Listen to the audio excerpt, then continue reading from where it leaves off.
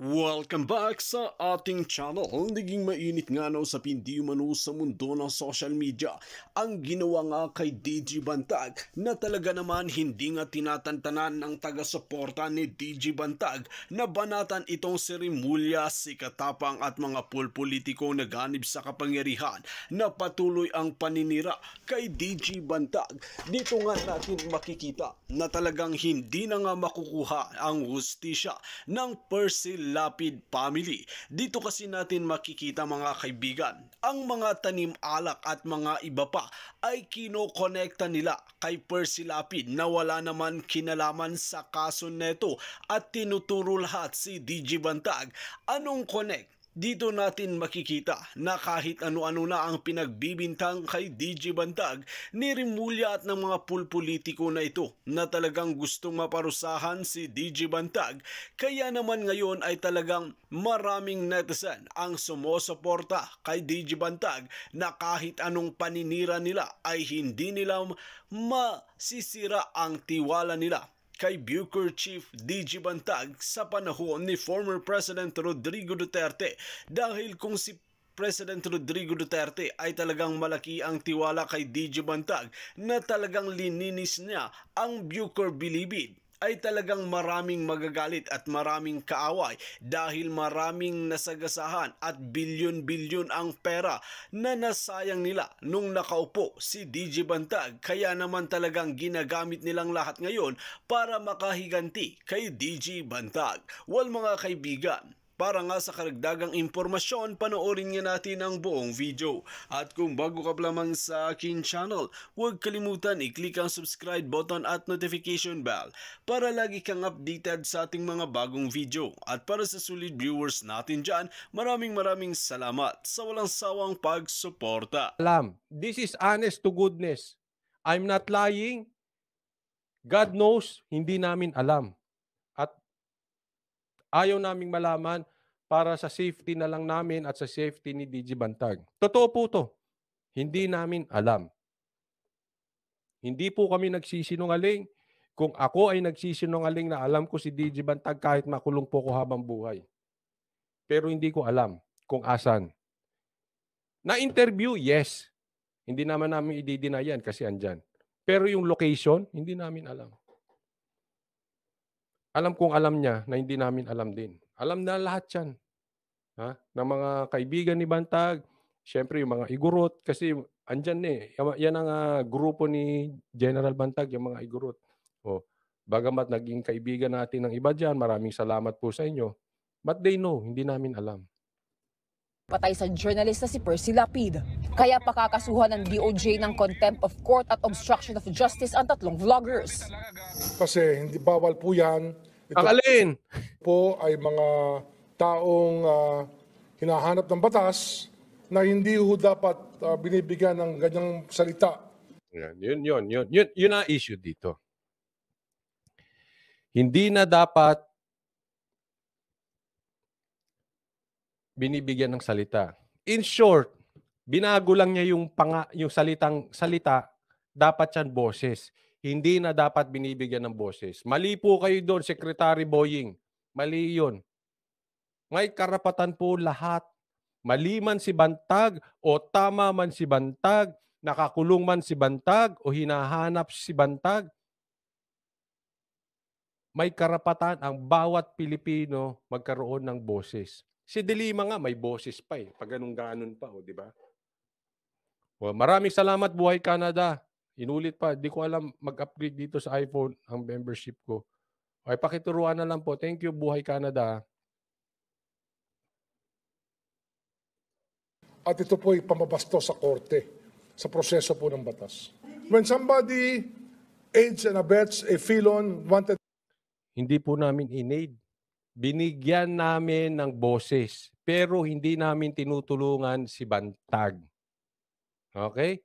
Anong tulong? Financial? Wala kaming pera. Oh, itinatago? Hindi namin kaya itago. Hindi namin alam kung asan. Totoo po yan. Paano ini-aid? Boses, yes. Binigyan ng boses. Kasi na-interview.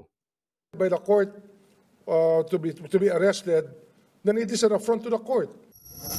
Ayon sa kalihim, magsusumite sila ng manifestation sa Las Ito lang sa akin, ha? Aking napag-alaman. Bigyan ko kayo ng timeline.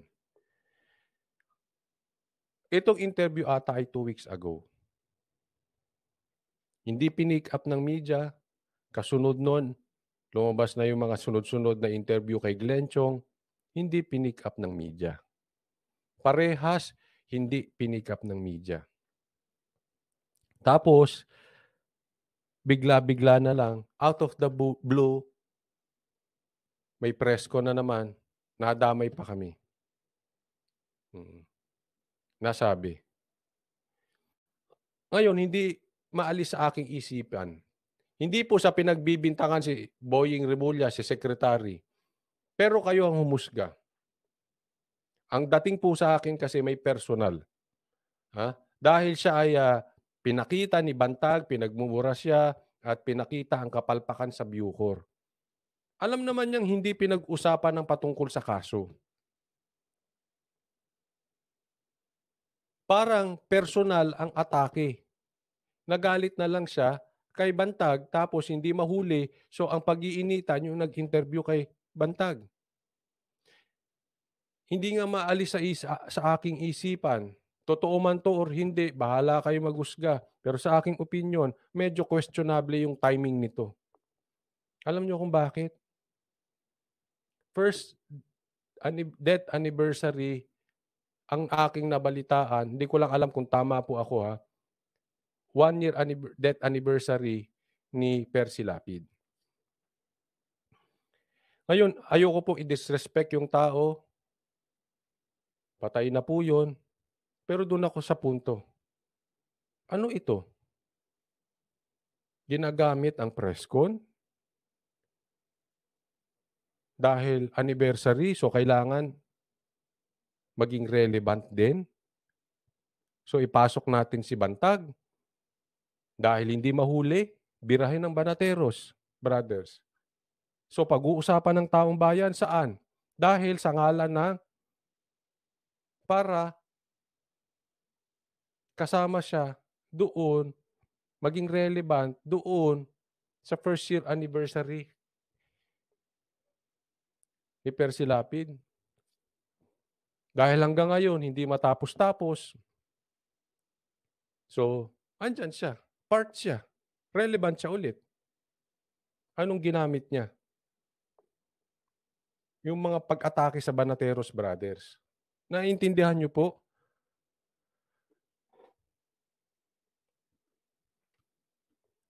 Parang yung timing, questionable. Ang 2 weeks ago, tapos bigla may lumabas na ganito. Ano to? Sausawan? Again, hindi tayo nagbibintang. Parang napapaisip ako, ano to? Nakikisawsaw?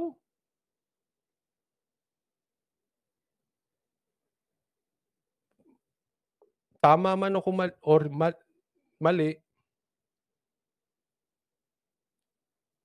ang ganda ng timing eh. October 2 pala namatay.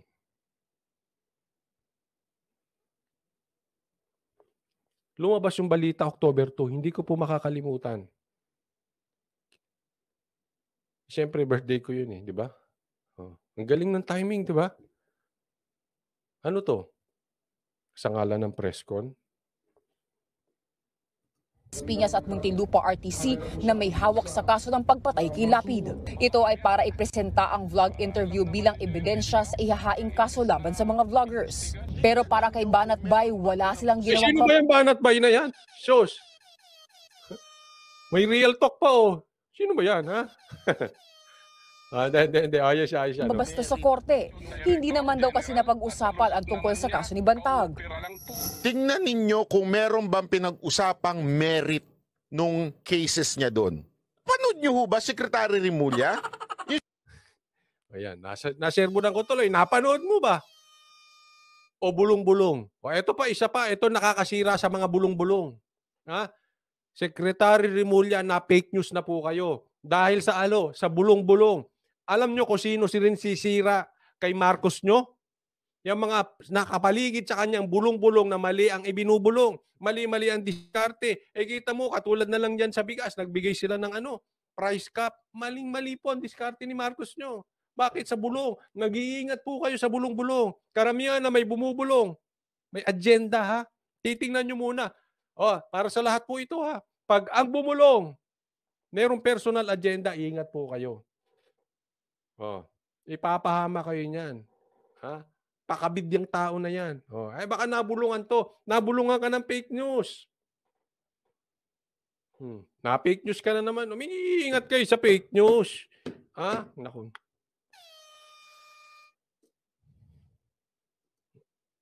Seryoso, yun, napanood nyo ho ba o may nagbulong na naman sa inyo? Uy, ito, merong ang Tawa ko ng tawa doon kay Banat Bay. Parang bumubula bibig. Ulitin mo nga, Banat Bay. Seryoso, yun, napanood nyo ho ba o may nagbulong na naman sa inyo? Uy, ito, merong ang pinag-uusapan namin doon, anong opinion niya doon kay Katapang, doon sa loob ng Bilibid? Para naman sa Center for Media Freedom and Responsibility, hindi sapat na grounds para makasuhan ng contempt of court ang mga vloggers dahil sa kanilang interview kay Bantag. Hindi dahil sa fugitive siya at kinausap ko siya, pwede na ako i-contempt. Tiniyak Yun. Kahit kinausap pala, hindi pala pwedeng i-contempt. So, pwede akong makipag-usap kay General Bantag. Ang problema, hindi ko alam kung asan. Pwede ko rin akbayan. Nako. Sabi ni Maria Victoria, sayang ang confidential fund nila halatang naibulsa na. Oo nga, no? Hindi nila mahuli-huli. Lalong sisikat si Banat Bay niyan. Ay, correct. Sabi ni Soledad Mueller, sabi niya, napahiya lang sila dahil kayo na-interview si Bantag, sila hindi nila mahuli. So it means weak. Alam nyo, nagsimula yung tanong na yan nung kinakamusta si Bantag. Tapos pinasok na yung vloggers. Parang hindi niya masagot na nagpaparamdam na ba si Bantag or etc. Hindi niya masagot bakit hindi mahuli. Parang ganun ang pinaparating ng media na nagtanong na, saan? Ganito, ganyan. Tapos, sinoplak sa amin. So kami ngayon ang ididiin. Ito, kaya nga sabi ko, kailangan namin kayo sa likod. Kasi dire-diretso na po ito. Manganganak po ito. Sabi nga, when it rains, it pours. Manganganak to kung ano-anong butasan ang mangyayari dito. Pansin nyo, ha?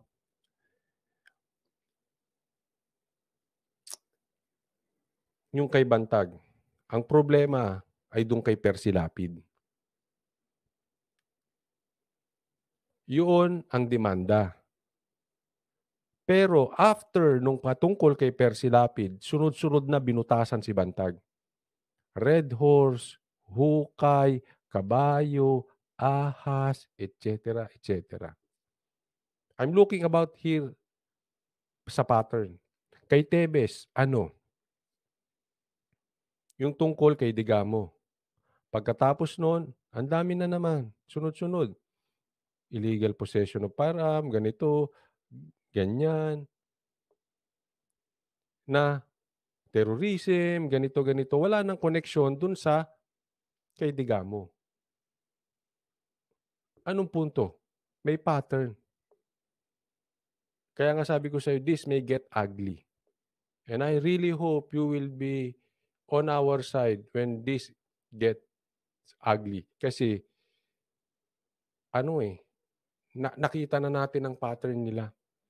Minsan, wala na dun sa issue kung ano-ano na lang. Anong kinalaman ng Red Horse kay Percy Lapid? Sorry po hindi ko po siya gusto i-disrespect. Kaya lang nanganak eh. Anong koneksyon nung ahas kay Percy Lapid? Ganun po ang ginawa kay Bantag. Ako ba nagsisinungaling? Hindi. Nasa lahat ng media yan. Inilive pa natin yan.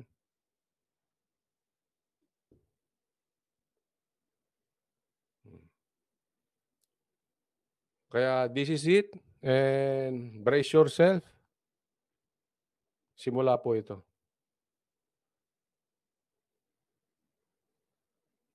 Sabi ni Lloyda Palmes, laban lang Banateros, takot lang sila maging senador si DJ Bantag. Hopefully, tumuloy. Kung nakikinig man si General Bantag, kung kayo man ay andyan, at kung meron mang kaibigan ni General Bantag na nakikinig dito at kaya niyong paratingin ito, ito po sasabihin namin, tutuloy po ang Banateros Brothers sa pagsuporta dahil alam namin kami ay tumatayo sa katotohanan. Susuportahan natin, bibigyan natin ng boses patuloy si General Bantag. Contempt of court or contempt of court, so be it. Kung ano man yan, so be it. No? So kung meron sa inyo dyan nakikinig, makarating sana to kay General Bantag. Kung si General Bantag man ay nakikinig, tuloy po sir. Tuloy po. Hindi kami nanlolo moral, sa katunayan. Gusto pa namin. Ang isa pa. Kung kami mapagbibigyan ulit at mapapagkatiwalaan muli, go po tayo dyan. Go po tayo. Hindi po tayo hihinto. Paratingin nyo po kay General Bantag. Naman ni Remulla na patuloy lang hinahanap si Bantag at kapwa-akusado si dating Bucor official Ricardo Zulueta na una nang itinanggi ni Bantag ang paratang. Nagbabalita. Kaya standby lang kayo kung sakaling meron man, hit the notification bell sa YouTube at saka sa Facebook, mag-follow kayo kasi pag meron man, maririnig nyo agad. Ino-notify kayo ni YouTube o ni Facebook na meron ulit about General Bantag. But hindi namin alam. Kaya nga sabi ko, kung meron nakikinig dyan sa inyo na nakakausap personally si General Bantag,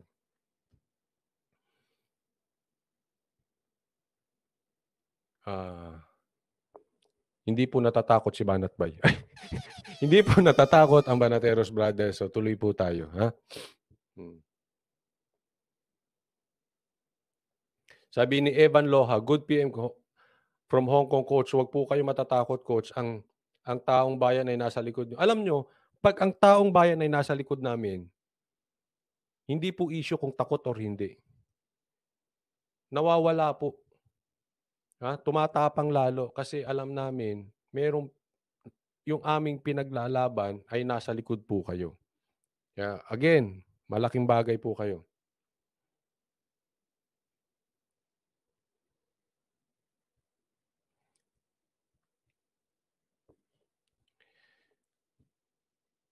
Sabi dito, magtrabaho ka na lang DOJ, mahuli mo si DJ Bantag.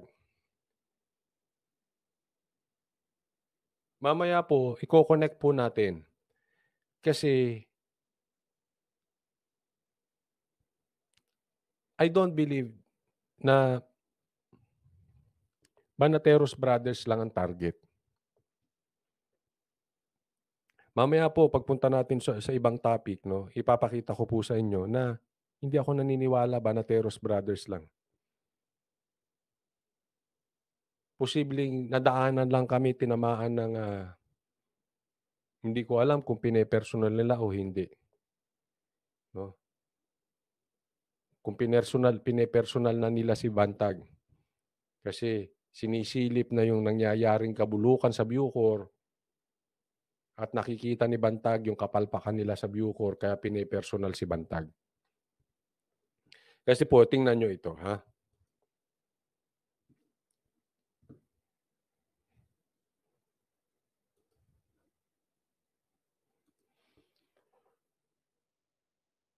Speaker Gloria Macapagal Arroyo na naaayon sa inilabas na presidential decree ni dating Pangulong Ferdinand Marcos Sr.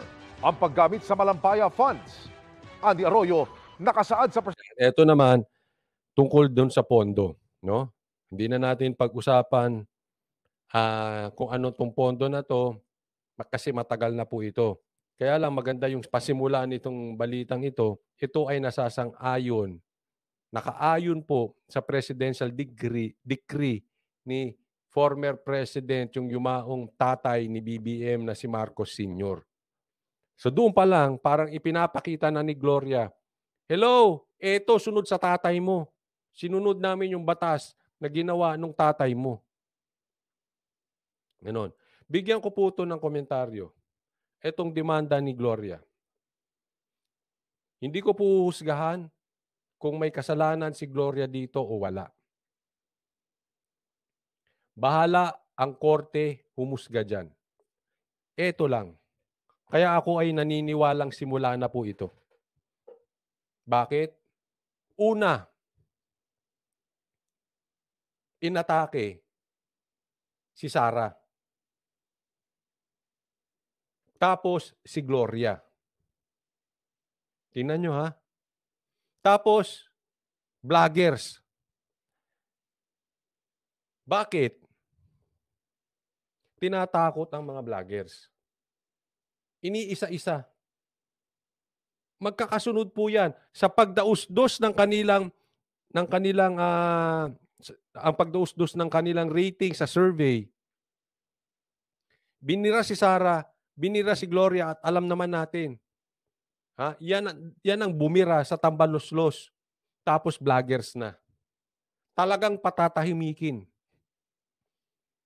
Sisirain si Sara, sisirain si Gloria, tapos hawak nila ang media, tapos takutin ng vloggers. Kasi pag nademanda kami at kami ay may pananagutan, hindi natin may iwasan, may mga ibang vloggers mananahimik na lang. Kasi gagawin kaming sample. Ang media nahahawakan, controlled. Ang hindi nila kayang hawakan, vloggers. Ang social media. Kami man ay parte ng remate, ako man ay parte ng saksi, mainstream media rin, pero hindi po kami controlled. Hindi po kami katulad ng ibang vloggers ng ibang media na bayad ng kanilang boss. Kami po ay walang bayad kahit 5. Kaya hindi kami kinokontrol. Hindi kami kayang kontrolin nung aming nasasakupan na mainstream media. Kaya ayaw namin ng bayad. Sasabihin ko sa inyo, wala kaming natatanggap sa remate. Wala akong natatanggap sa saksi kahit 5. Wala po. Bakit? Ayaw ko magpakontrol. Pag sasabihin ko. Yun ang nagiging problema ng media. Pag kinontrol na lang nagpapasahod, tapos na ang istorya. Madaling kontrolin. Anong gagawin ng mga politiko? Kaibigan nila ang mga bossing.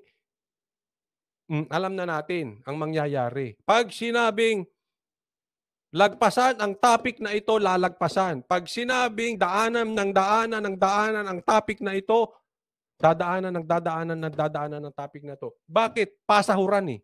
We cannot also blame them. I'm not saying tama yun, pero we cannot blame. Bakit? May sahod eh. Pag ikaw may sahod, kontrolado ka. Yun po yun. Kaya baka, ang mangyayari dito, gagawin kaming sample. Gagawing sample ang Banateros Brothers sa mga vloggers para kayo manahimik na. Napanood ko yung kay Maharlika. Kahit nga siya pinapatahimik na, hindi lang siya mahawakan kasi nasa Amerika. Baka kami patahimikin dahil para matakot yung ibang vloggers na nandito sa Pilipinas. Manahimik na kayo, mag-yes sir, yes ma'am lang kayo sa mag-asawa. Kung hindi, susunod kayo sa mangyayari dyan sa Banateros Brothers. Di ba? Nag-timing lang? Pagkatapos ng kay Sara, kay Gloria, ang tagal ng kaso nito. Again, hindi ko sinasabing tama at hindi ko sinasabing mali si Gloria. Hindi ko sinasabing kakampihan ko at hindi ko kakampihan si Gloria. Ang kina-question ko rito, yung timing after Sara, Gloria, ang tagal na nitong kaso na ito. Bakit nakakalungkat? Yun ang tanong dito. Kakasuhan na si Gloria. Mali kayo doon. Ako naman nasa tingin ko. Kasi kinonsulta ko po ito. Sabi ko, bakit nila gaganunin si Gloria? Alam naman nilang malakas si Gloria. Hindi ba political suicide yun? And it's very obvious. After Sara, Gloria naman. And it's very obvious this is a political move. Sabi ko, boss, hindi ba parang tanga lang? Wrong decision, political suicide yung ginagawa nila. Posible nag-uusap sila at sa tingin nila lumalakas na masyado ang kabilang panig dahil nararamdaman na nila ang pagdausdos ng ratings. Kailangan nilang umaksyon this early. Kasi baka lumakas pa lalo habang palapit na palapit sa 2028, hindi na kayang ikutin pa. Hindi na kayang kontrolin pa. So it may be a gamble for them. They would rather gamble now na meron pang pag-asa kaysa mag-gamble sila on the latter part near 2028 na kahit anong ikutin na nila, hindi na mababago ang pag-iisip ng taong bayan. So let's cut them early. So yung opinion nung nakausap ko, sabi ko, oo nga boss, may punto. Kasi tatandaan nyo hindi lang naman sila eh. May mga kaalyado si PRRD talagang ginanon na. Pag ikaw ay hindi sip-sip sa kanila, ginaganon ka na.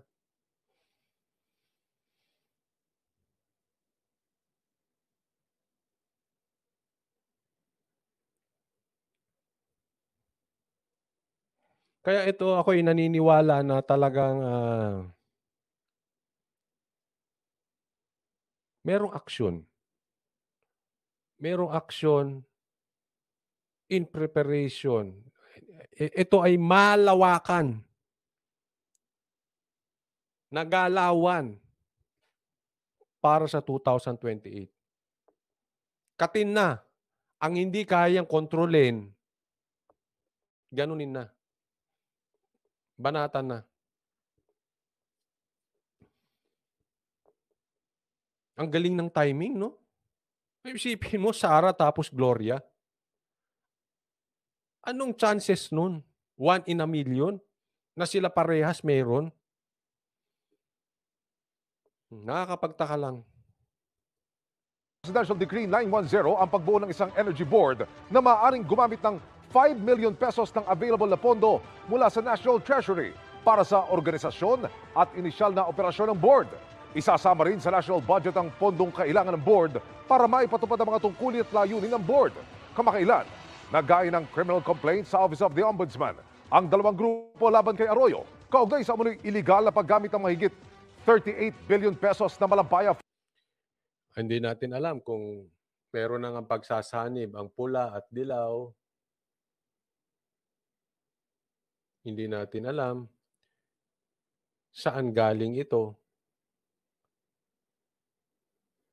Ang tagal na nito, hinahalungkat. But one thing for sure, ako sigurado ako rito.